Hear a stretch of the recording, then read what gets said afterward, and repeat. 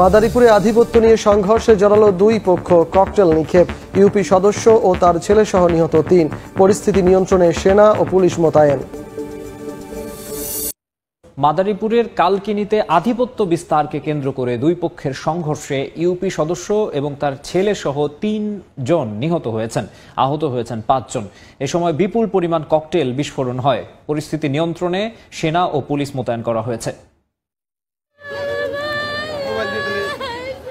আধিপত্য বিস্তারের জের, এরপর দুপক্ষের সংঘর্ষ, ৩ জনের প্রাণহানিতে স্বজনদের আহাজারি।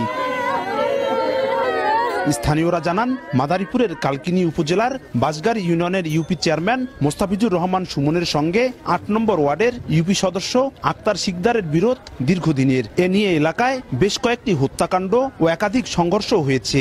এসব ঘটনায় দায়ের করা মামলায় দীর্ঘদিন এলাকা ছাড়া ছিলেন আক্তার শিকদার ও তার পরিবার। বৃহস্পতিবার নিজের ঘরে আগুন লাগার পর লোকজন নিয়ে শুক্রবার ভোরে গ্রামে ফেরেন আক্তার ও তার ছেলে।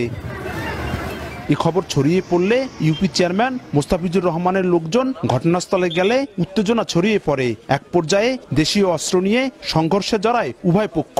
এ সময় বেশ কয়েকটি ককটেল বিস্ফোরণ হয়। কুপিয়ে হত্যা করা হয় আক্তার শিকদার ও তার ছেলে মারুফ শিকদারকে। আহত করা হয় আরো ৬ জনকে। তাদেরকে উদ্ধার করে ভর্তি করা হয় হাসপাতালে। আশঙ্কাজনক অবস্থায় ঢাকায় আনার পথে মারা যান সিরাজ চকিদার নামে আরো একজন।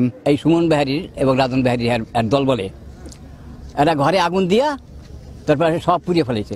আমার ভাইয়ের বেটারে আমার ভাইয়েরে মারছে, মাইরা তারপরে ব্রিজের পান্নায় ধাওয়ায় আইনা তারপরে খাসিয়াট ব্রিজের নিচে ফালায় কোপাইছি। খাসিয়াট থেকে বোম ফুটাতে একদম আমাদের মাদ্রাসা আছে না, তো পর্যন্ত গেছিল। পরে এলাকার লোকজন একদম মাইকিং করে সারা এলাকার লোক ব্যাট দিয়ে মনে করেন ধৈরা কোপায় কাবায় এই ঘটনা করে। ঘটনার পর থমথমে অবস্থা বিরাজ করছে গোটা এলাকায়। মূলত হচ্ছে রাজনৈতিক প্রভাব প্রতিপত্তি প্লাস হচ্ছে স্থানীয় যে আধিপত্য, সেটাকে কেন্দ্র করে এই ঘটনা।